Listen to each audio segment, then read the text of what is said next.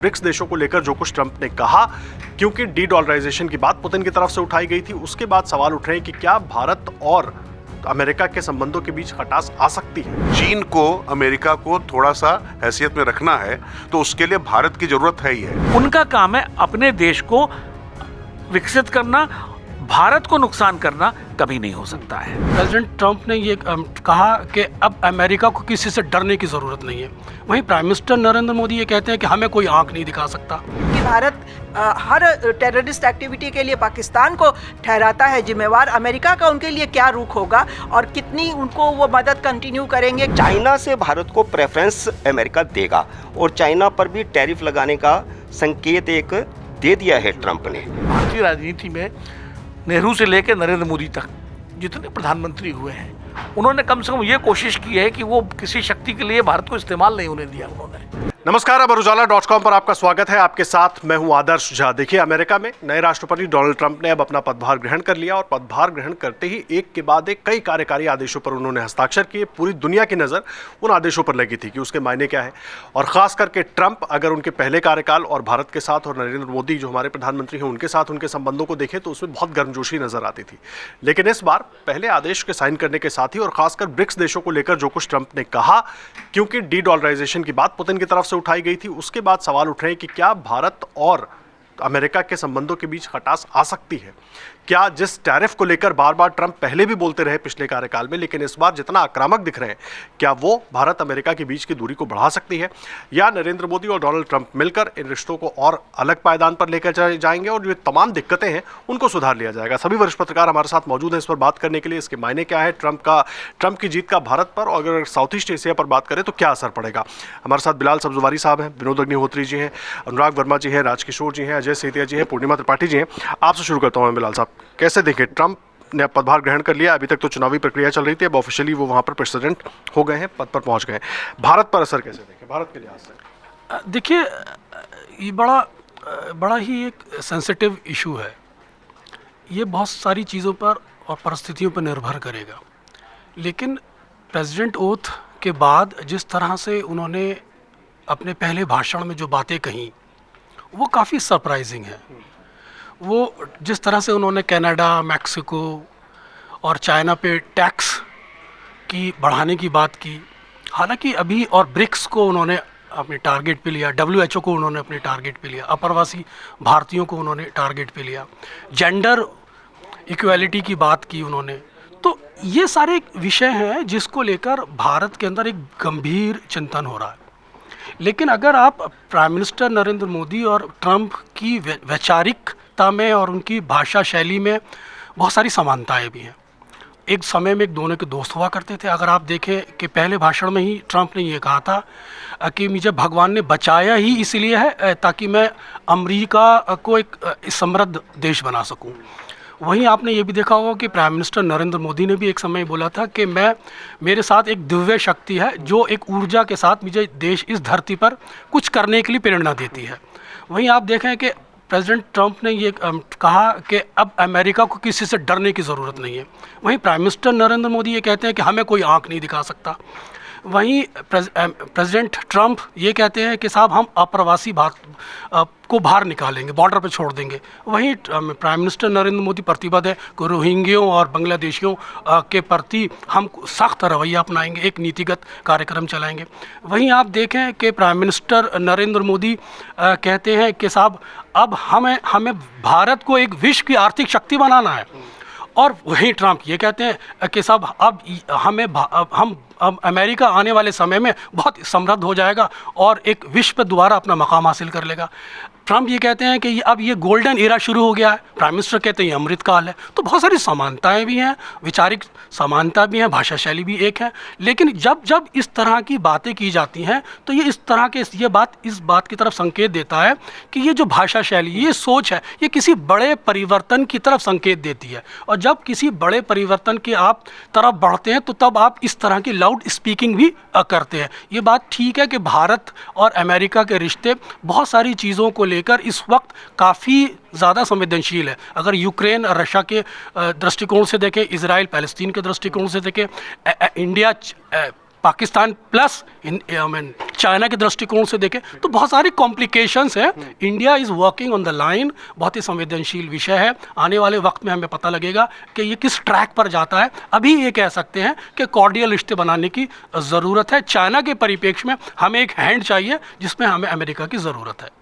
ये बड़ी बात आप कह रहे हैं, अमेरिका की ज़रूरत है, लेकिन देखिए हर देश अपने अपने हिसाब से अपनी नीतियों पर बात करता है। लेकिन डोनाल्ड ट्रंप की अगर मैं बात करूं अनुराग सर, हैं तो बिजनेसमैन ना, मूल तो बिजनेसमैन का है। पहले इन्वेंट्री नहीं है, बाद में आपके लिए कुछ अरेंजमेंट करते हैं, कुछ व्यवस्था बनाते हैं, करके डील तो इसी तरीके से करते हैं ना। देखिए आदर्श, हम लोग भारतीयों के साथ सबसे बड़ी समस्या ये है, हम लोग भारतीयता और भारतीयों को लेकर कुछ ज़्यादा भावुक हो जाते हैं।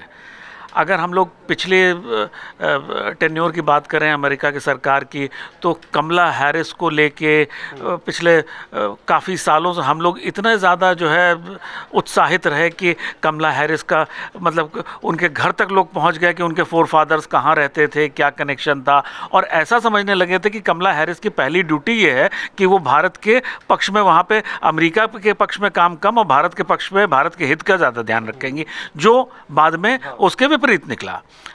उसके बाद इस बार फिर एक नई भारतीय मूल की जो है उषा पेंस का नाम आ गया कि उनका भारत का कनेक्शन जो है निकल के आ गया। अभी आप देखिएगा धीरे धीरे 2-4 दिनों में उनके कनेक्शन पे इतनी ज़्यादा मीडिया में जो है खबरें आने लगेंगी, ऐसा लगेगा जैसे वो अब भारतीयों के हित के लिए ज़्यादा काम करेंगी बनिस्बत अपने देश के लिए।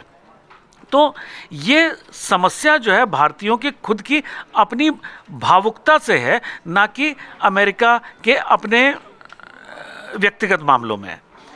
जिस तरह से हम अपने देश में बैठ के हम ये उम्मीद करते हैं कि जो हमारे रिप्रेजेंटेटिव है, जो हमारा प्रधानमंत्री है, जो सरकार बनी है, वो भारत के हित में काम करेगा, उसी तरह से जिसने भी वहाँ पे डोनाल्ड ट्रंप को वोट दिया है वो चाहेंगे कि डोनाल्ड ट्रंप और उनकी टीम अमेरिका के हित में काम करे। डोनाल्ड ट्रंप के लिए चैलेंज वहाँ के अपने इंटरनल इतने ज़्यादा हैं कि इस समय वो ऐसा कुछ नहीं बोल रहे होंगे, वो इंटरप्रिटेशन जो लगाया जा रहा है वो ज़्यादा है कि वो भारत के अगेंस्ट जा सकता है, गया नहीं है अभी। भारत अब कोई इतना कमज़ोर देश नहीं रह गया है कि कोई भी देश भारत को नुकसान करके अपने देश की राजनीति कर सके या अपने देश की पॉलिसीज़ बना सके। जो ट्रंप की अमेरिका फर्स्ट पॉलिसी और मेक अमेरिका ग्रेट अगेन, जो 2 चीज़ें हैं, वो कोई भारत के अगेंस्ट नहीं है। वो उन्होंने एंटी इंडिया कैंपेन कोई नहीं चलाया हुआ है, उन्होंने अपने देश को विकसित करने के लिए और अपने देश की समस्याओं के निदान के लिए ये कैंपेन शुरू किया है। लेकिन एक लॉबी वो भी काम करती है जो ये भ्रांति फैलाने की और डिप्लोमेटिक रिलेशन को ख़राब करने की कोशिश में, ऐसा मेरा अपना आकलन है। तो मुझे लगता है कि अभी ये कहना बहुत ही प्रीमेच्योर है कि अमेरिका की जो अपनी पॉलिसीज़ हैं वो भारत के हित में नहीं है। अभी बहुत सारी चीज़ें भारत, देखिए जो ट्रेड है, जो सबसे बड़ी चीज़ है, पिछली बार भी हुआ था कुछ ऐसी पॉलिसीज आई जिसमें ट्रेड में कुछ लॉस हुआ था, और इस बार भी हो सकता है कि ऐसा हो। ये मैं अंदाज़ा कयास लगा रहा हूँ, ऐसा होगा या नहीं होगा मैं नहीं कह रहा हूँ। लेकिन एक चीज़ स्पष्ट है, उनका काम है अपने देश को विकसित करना, भारत को नुकसान करना कभी नहीं हो सकता है। ये एक बड़ी बात आप कह रहे हैं। और राजकिशोर सर, क्योंकि अभी तक पिछली बार भी ट्रंप टैरिफ की बात भले करते रहे कि भाई आयात को लेकर जो भारत टैरिफ लगा रहा है उसको लेकर बहुत विवाद भी हुआ, बहुत बयानबाजी भी हुई, लेकिन बाद में सब कुछ एक जैसा ही रहा, ठीक रहा, चलता रहा। इस बार क्या इसको अभी क्योंकि चुनाव जीत कर आए हैं, जो बातें करके आए हैं चुनावी कैंपेन में, उसके लिहाज से भी देखा जाए, और जाहिर सी बात है भारत भी अपना हित देखेगा, अमेरिका भी अपना हित देखेगा, तो पीएम नरेंद्र मोदी और डोनाल्ड ट्रंप मिलकर कोई ना कोई बीच का एक रास्ता निकाल लेंगे, और जो वर्ल्ड ऑर्डर के लिए भी एक मैसेज होगा। देखिए, मुझे लगता है कि सबसे पहले भारत की क्या हैसियत है अमेरिका में, अमेरिका कितना महत्वपूर्ण है पूरी दुनिया के लिए, इस लिहाज से अगर देखना है तो ट्रंप का जब शपथ ग्रहण समारोह था तो वहाँ पर हमारे विदेश मंत्री पहली 5 में एस जयशंकर बैठे हुए थे। तो पहली बात तो समझ लीजिए कि भारत की हैसियत क्या है ये वहाँ पर दर्शा दी गई। अभी आपने एक बात कही थी कि वो बिजनेसमैन है, तो गुजराती तो पैदा ही बिजनेसमैन होता है, तो बिजनेसमैन यहाँ पर भी है, तो ये तो मानकर चलिए। बात रही 118 अरब डॉलर का हमारे बीच में व्यापार है भारत और अमेरिका के बीच में, जिसमें 32 अरब डॉलर सरप्लस है भारत जो करता है। इंपोर्ट ड्यूटी जो हमने ज़्यादा लगा कर रखी है उनकी तरफ से, उसको लेकर उनकी जो टैरिफ वाली जो आप बात करें उनको लेकर समस्या है। तो मुझे लगता है इसको भारत को एड्रेस करना पड़ेगा, क्योंकि ट्रंप को ठकुर सुहाती पसंद नहीं है। ट्रंप को डिलीवर करना पड़ेगा, क्योंकि एक बार चुनाव जीत कर दोबारा हार कर फिर तिबारा जीत कर वो चुनाव आए हैं, तो निश्चित तौर पर उनको डिलीवर ज़्यादा करना पड़ेगा। और जो बात हो रही है H1B1 वीज़ा को लेकर, उस पर भी जरूर सख्ती होगी। अब बात हुई कि भाई अपने घर में हम घुसपैठियों को क्या घुसने देना पसंद करते हैं क्या? यहाँ की राजनीति ऐसी है, तमाम राजनीतिक दल भले उनको एंडोर्स कर रहे हो, लेकिन अमेरिका में जो मैक्सिकन रूट जो है जिसको लेकर वो कर रहे हैं, तो वो तो करेंगे ही ना। जो अवैध रूप से, चाहे वो भारत का जाए चाहे ऑस्ट्रेलिया का जाए, उसको रोकना ही चाहिए, इसमें तो कोई दिक्कत नहीं है। अब रही बात कि मतलब भारत क्यों महत्वपूर्ण है, क्योंकि देखिए मोदी और ट्रंप की दोस्ती कोई ब्लड रिलेशन तो है नहीं, देश भी अलग अलग हैं। भारत की राजनयिक और कूटनीतिक तौर पर, सामरिक तौर पर वहाँ पर भूमिका क्या है? जब वो कहते हैं कि हम फिर से जो है अमेरिका को महान बनाएंगे और मैन्युफैक्चरिंग की तरफ ले जाने की बात करते हैं, तो मैन पावर आएगा कहाँ से? ये अगर कोई मानकर चल रहा है तो इसको देखना पड़ेगा। अगर चीन को अमेरिका को थोड़ा सा हैसियत में रखना है तो उसके लिए भारत की ज़रूरत है ही है। और देखिए प्रधानमंत्री नरेंद्र मोदी ने या भारत की पूर्व सरकारों ने भी, क्योंकि देखिए मैं फिर कह रहा हूँ, चाहे डेमोक्रेट्स हो चाहे रिपब्लिक्स हो, हम लोग यहाँ पर बैठकर मानते थे कि डेमोक्रेट्स भारत के लिए बड़े हितकर होते हैं, रिपब्लिकन नहीं होते हैं। लेकिन जबकि बाद में देखा गया कि 1, 2, 3 डील भी जो है रिपब्लिकन के समय में हुए, जो बड़े फैसले हुए वो रिपब्लिकन के समय में हुए। डेमोक्रेट्स बल्कि आंतरिक मामलों में हस्तक्षेप बहुत करते हैं मानवाधिकार के नाम पर, रिपब्लिकन वो नहीं करते हैं। तो उस लिहाज से अगर हम देखें तो हमारे लिए ठीक ये चीज़ है। और फिर मैं कह रहा हूँ, आपकी हैसियत कैसी है, आप अपने आप को किस तरीके से वहां पर पेश कर पा रहे हैं वर्ल्ड ऑर्डर में, उस हिसाब से आपके साथ व्यवहार होगा। और ये मेरे ख्याल से हम भी करते हैं, ऐसा तो नहीं है कि इसमें कुछ नया होने वाला है। लेकिन जो मौजूदा परिस्थितियां बन रही हैं उसमें ये देखना पड़ेगा कि ट्रंप और मोदी के बीच में रिश्ता पुराना है। हाउडी मोदी में 50,000 लोग उनके सामने गए, अब की बार फिर ट्रंप सरकार यहाँ पर मोदी ने किया। और इस साल देखिए बहुत महत्वपूर्ण है, ट्रंप जैसे ही वहाँ पर बने हैं राष्ट्रपति, अभी 10-11 फरवरी को जो है फ्रांस में जो है आर्टिफिशियल इंटेलिजेंस पर जो है वहाँ पर मीटिंग होनी है। तो अगर राष्ट्राध्यक्ष ट्रंप वहां जाते हैं तो शायद वहीं मुलाकात हो जाएगी, और नहीं होती तो फिर ये कहा जा रहा है कि फरवरी के मध्य में प्रधानमंत्री मोदी वहां जा सकते हैं। इससे ज़्यादा महत्वपूर्ण है कि क्वाड इस बार भारत में है। तो जब भारत, अमेरिका, जापान और ऑस्ट्रेलिया, जब 4 देशों के राष्ट्राध्यक्ष यहाँ पर होंगे तो निश्चित तौर पर बातचीत भी होगी।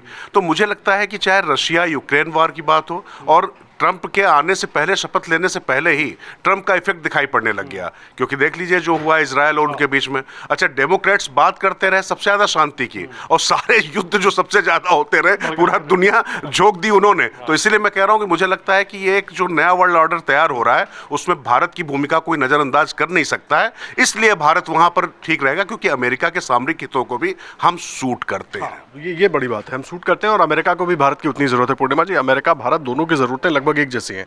अगर मैं साउथ ईस्ट एशिया के हिसाब से देखूं तो भारत भी अपने आप को आगे लेकर और मजबूती के साथ लेकर आना चाहता है और कोशिश जारी और है। दूसरी तरफ अमेरिका चाइना को वो जिस तरीके से कंट्रोल करके या एक तरीके से चेक लगा कर रखना चाहता है, और भारत भी कहीं ना कहीं यही चाहता है। तो ये एक बड़ा गठजोड़ होगा, अब कम से कम ये वाला जो कार्यकाल ट्रंप का होगा और पीएम मोदी का के साथ। देखिए, ट्रंप बेसिकली बिजनेसमैन है आदर्श जी, और हमें इस बात को नहीं भूलना चाहिए कि वो अमेरिका फर्स्ट के नारे पर ही वापस आए हैं सत्ता में। क्योंकि अमेरिका में एक बहुत बड़ा वर्ग था जो कि ये फील करने लग गया था कि जो इनके पहले की सरकार थी वो नॉन अमेरिकन्स को ज़्यादा प्रेफरेंस दे रही थी, चाहे वो एम्प्लॉयमेंट हो, चाहे सर्विसेज हो, चाहे फैसिलिटीज़ हो, उस पर। तो एक बहुत बड़ा तबका था वाइट अमेरिकन्स का जो बहुत अगेंस्ट हो गया था पिछली सरकार के कार्यकाल में। जहाँ तक ट्रंप का सवाल है, देखिए वो बेसिकली म्यूचुअल बेनिफिट वाले इक्वेशन पे काम करेगा। भारत भी अपना बेनिफिट देखेगा कि उनका कहाँ बेनिफिट है, और ट्रंप भी बेनिफिट देखेंगे कि अमेरिका का कहाँ बेनिफिट ज़्यादा है। इंडिया एज अ मार्केट तो देखिए कोई डिस्काउंट नहीं कर सकता है, हम एक बहुत बड़ा बाज़ार है, और उस बाज़ार को कोई शक्ति आ जाए दुनिया में वो इग्नोर नहीं कर सकती है। उस बाज़ार को अपने साथ लेके ही उनको चलना होगा। ट्रंप ने ऑलरेडी अनाउंस कर दिया है H1B वीज़ास को लेके बहुत स्पेकुलेशन चल रही थी, ट्रंप ने अनाउंस कर दिया है कि हाँ उनकी प्रायोरिटी हाईली क्वालिफाइड प्रोफेशनल्स को लाना है। मतलब सिर्फ हाईटेक शेफ्स और प्लम्बर्स ही उनको नहीं चाहिए, हाईली क्वालिफाइड इंजीनियर्स भी चाहिए उन्हें। तो उन्होंने ये अनाउंस कर दिया है, और H1 H1B के किसी उसमें वो कोई कटौती नहीं करने जा रहे हैं, तो वो भारत के लिए फ़ायदेमंद होगा, क्योंकि हम जानते हैं कि बहुत बड़ा वर्कफोर्स हमारा यहाँ से H1B के वीज़ा पे जाता है। दूसरा, लेकिन एक जो इनडायरेक्टली हमें थोड़ा अफेक्ट कर सकता है एडवर्सली, वो है कि उन्होंने ये अनाउंस कर दिया है कि बाय बर्थ अगर ऑटोमेटिक सिटीजनशिप जो मिल जाती थी उस चीज़ को कर्टेल किया जाएगा। तो अब उसको कर्टेल करके हमारे इंडियंस तो बहुत बड़ी तादाद में वहाँ पर रह रहे हैं। अब उसमें कितना यहाँ के लोगों को वहाँ परेशानी होगी वो हमें देखना होगा। लेकिन जहाँ तक मुझे लगता है, हमें इंडिया को चिंता करने की ज़रूरत नहीं है, क्योंकि अगर कोई भी मार्केट फोर्स है जो कि हाईली क्वालिफाइड लेबर भी सप्लाई कर सकता है, जो कि इंग्लिश लैंग्वेज में भी फ्लुएंट है, तो वो इंडिया है। इंडिया को उस पर कोई बीट नहीं कर सकता है, और उस हिसाब से अमेरिका के लिए इंडिया भी उतना ही ज़रूरी है जितना इंडिया के लिए अमेरिका ज़रूरी है। लेकिन हमें तब ये देखना होगा कि चाइना विज़ पाकिस्तान से फिर उनका क्या रवैया रहता है। देखिए, ये चीज़ हमें बिल्कुल इस बार मीडिया में डिस्कस नहीं हुई है। पाकिस्तान को UN सिक्योरिटी काउंसिल में जगह मिल गई है, 2 साल के लिए पाकिस्तान सिक्योरिटी काउंसिल का मेंबर बन गया है। तो अब UN को में उसकी प्रेजेंस को लेके, और जबकि भारत हर टेररिस्ट एक्टिविटी के लिए पाकिस्तान को ठहराता है जिम्मेवार, अमेरिका का उनके लिए क्या रुख होगा और कितनी उनको वो मदद कंटिन्यू करेंगे, कितना हथियारों की सप्लाई कंटिन्यू करेंगे, ये अपने आप में बहुत इंटरेस्टिंग होगा वॉच करना हमारे स्ट्रेटेजिक मैटर्स के लिए। चाइना की तरफ भी ट्रंप बहुत अभी सॉफ्ट दिखाई दे रहे हैं, चाइना को लेके उनका ऐसा कोई बयान नहीं आया है। तो इंडिया एज अ मार्केट तो हमको निश्चिंत रहना चाहिए कि ट्रंप हमें इग्नोर नहीं कर सकते हैं, लेकिन चाइना और पाकिस्तान को वो कैसे हैंडल करते हैं, उससे हमारे हमारे इंटरेस्ट तो नहीं उससे एडवर्सली अफेक्ट होंगे, हमें ये देखना ज़्यादा ज़रूरी होगा। ये बड़ी अहम बात आप कह रही हैं। एक चीज़ अजय सर, खास करके अगर मैं भारत के लिहाज से देखूं, क्योंकि भारत भी ग्लोबल मार्केट में पेनिट्रेशन करने की कोशिश कर रहा है अलग अलग जरिए से, और अगर इस तरह की चीज़ें हो रही हैं, और दूसरा ट्रंप के जो कुछ फैसले रहे, अब जैसे WHO से बाहर होना या पेरिस जलवायु से बाहर होना, हालांकि वो पिछली बार भी पेरिस जलवायु समझौते से बाहर हो गए थे, लेकिन WHO को लेकर ये किस तरह का पैटर्न दिखा रहा है? क्या आगे भी इस तरह के फैसले होंगे, और अगर इस तरह के फैसले वो ले रहे हैं तो 2 देशों में भी टकराव हो सकते हैं, 2 देशों के अपने अपने जो हित हैं उसमें भी टकराव हो सकता है? देखो, WHO से हम बात शुरू करते हैं तो WHO का टकराव तो उस समय शुरू हुआ जब कोविड हुआ था। तो कोविड के समय जिस प्रकार कोऑपरेट नहीं किया WHO ने, WHO हमेशा चाइना का पक्ष लेता रहा और जो तथ्य थे उसके पास उसको तोड़ मरोड़ करके पेश करता रहा। तो वो टकराव तो वो पहले से ही तय था कि ऐसा ट्रंप करने वाले हैं, और मैं समझता हूँ कि ये तो पूरी दुनिया को पूछना चाहिए WHO से कि उसने तथ्य को क्यों छुपाया था। तो अमेरिका ने उसकी पहल की है, तो निश्चित रूप से उसको कटघरे में खड़ा किया है, और उसका हमें समर्थन करना चाहिए, उसका विरोध करने का कोई मतलब नहीं है। दूसरा, भारत की दृष्टि से अगर हम देखें कि भारत के ट्रंप के आने के बाद क्या बदलाव होंगे, निश्चित रूप से कुछ बदलाव होंगे, क्योंकि लेकिन महत्वपूर्ण ये रहेगा कि हमारे संबंध पिछली बार से भी ज़्यादा सुदृढ़ होंगे। उसका संकेत पहली क्वाड की बैठक और क्वाड की बैठक के बाद अमेरिका के विदेश मंत्री ने अगर किसी से मुलाकात की, पहली आधे घंटे की मुलाकात हुई, बातचीत हुई, वो भारत के विदेश मंत्री से हुई। तो ये अपने आप में बहुत महत्वपूर्ण है, और ये दुनिया को एक संकेत है कि भारत और अमेरिका के रिश्ते बहुत मजबूत होने जा रहे हैं। क्योंकि इससे पहले हमेशा ये होता था कि अमेरिका का विदेश मंत्री पहली मुलाकात और पहली बैठक या तो मैक्सिको के साथ करता था, कनाडा के साथ करता था, यूरोपियन देशों के साथ करता था, लेकिन भारत को प्रेफरेंस दी गई है। और दूसरा ये है कि ट्रेड में ज़रूर कुछ इफ़ेक्ट पड़ने वाला है, क्योंकि इस समय भारत निर्यात करता है करीब करीब 118 मिलियन का, और हम आयात करते हैं 75 मिलियन के आसपास का। तो ट्रंप चाहता है कि इसको बैलेंस किया जाना चाहिए, बराबर किया जाना चाहिए। तो हमें आयात बढ़ाना पड़ेगा क्या, और निर्यात क्या उस हिसाब से घटेगा? निर्यात घट भी सकता है, क्योंकि जो अमेरिका फर्स्ट की पॉलिसी है, उस अमेरिका फर्स्ट की पॉलिसी में वहाँ पर मैन्युफैक्चरिंग हब दोबारा से उसको शुरू करना चाहते हैं, IT सेक्टर को भी वहाँ पर मजबूत करना चाहते हैं। और अगर मान लो मैन्युफैक्चरिंग शुरू हो जाती है, तो फिर मेटल का हमारे यहाँ से जो निर्यात होगा उसका भी लाभ एक हमको हो सकता है। हाँ, ट्रेड में मैंने आपको बताया जैसा कि ये एक बैलेंस करने के लिए वो हो सकता है टैरिफ बढ़ाएं, यो करें, और ये हमें निश्चिंत रहना चाहिए कि चाइना से भारत को प्रेफरेंस अमेरिका देगा, और चाइना पर भी टैरिफ लगाने का संकेत एक दे दिया है ट्रंप दे चुके हैं, तो इसलिए भारत को निश्चिंत रहने की ज़रूरत है। और जहाँ तक H1B वीज़ा का सवाल है या वहाँ की नागरिकता का सवाल है, तो वो चिंता हमें देश के नाते नहीं करनी चाहिए, राष्ट्र के नाते नहीं करना चाहिए। जो वहाँ पर रहना चाहते हैं ये उनकी व्यक्तिगत चिंता है, ये देश की चिंता नहीं है। तो मुझे लगता है कि हमारे रिश्ते में सुधार होगा और कूटनीतिक संबंध हमारे मजबूत होंगे और डिफेंस के डील्स भी उसमें भी मजबूत होने वाले हैं हम। हाँ, फ़र्क सिर्फ टैरिफ का होना, उसका असर हमारी ऊपर महंगाई का हो सकता है कि आने वाले दिनों में उसका असर होगा महंगाई। ये असर हो सकता है जल्दी। मैं वो रह गया था मेरे उसमें। अभी सबसे बड़ी अनाउंसमेंट जो ट्रंप ने की है आगे फ्यूचर इन्वेस्टमेंट की, वो है AI के क्षेत्र में, आर्टिफिशियल इंटेलिजेंस। $50,000 का उन्होंने आगे उसमें इन्वेस्ट करने का अनाउंस किया है। और AI के लिए मैन पावर, मुझे लगता है कि इंडिया आज की डेट में सबसे बड़ा लेबर फोर्स सप्लायर हो सकता है।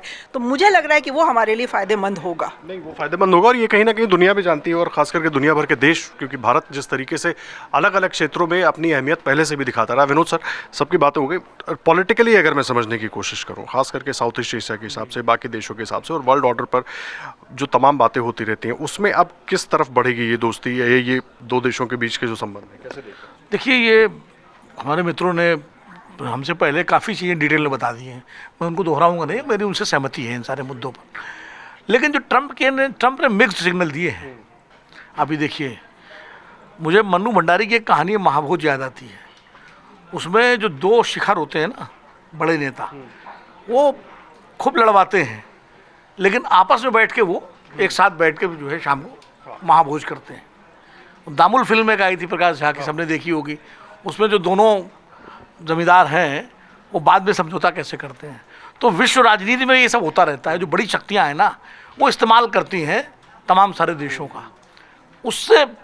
और भारत की बात मैं अच्छी बात ही मानूंगा, भारतीय राजनीति में नेहरू से लेकर नरेंद्र मोदी तक जितने प्रधानमंत्री हुए हैं, उन्होंने कम से कम ये कोशिश की है कि वो किसी शक्ति के लिए भारत को इस्तेमाल नहीं होने दिया। उन्होंने अपनी स्थिति का उन्होंने लाभ उठाया, और चाहे वो कोल्ड वार का ज़माना हो, जब सोवियत ब्लॉक और अमेरिकन ब्लॉक था, तो इससे भी फ़ायदा लिया, उससे भी लिया, और अपनी एक इंडिपेंडेंट वॉइस भी रखी। आज भी वो स्थिति है। प्रधानमंत्री नरेंद्र मोदी अगर ट्रंप से मिलते हैं या बाइडेन से मिलते थे, तो वो पुतिन से भी मिलते हैं। यूक्रेन के मामले में हमारा संतुलित रवैया रहा, फिलिस्तीन के मामले में भी हमने फिलिस्तीन के पक्ष में भी वोट दिया, और चीन के साथ भी संबंध फिर से ठीक हो गए।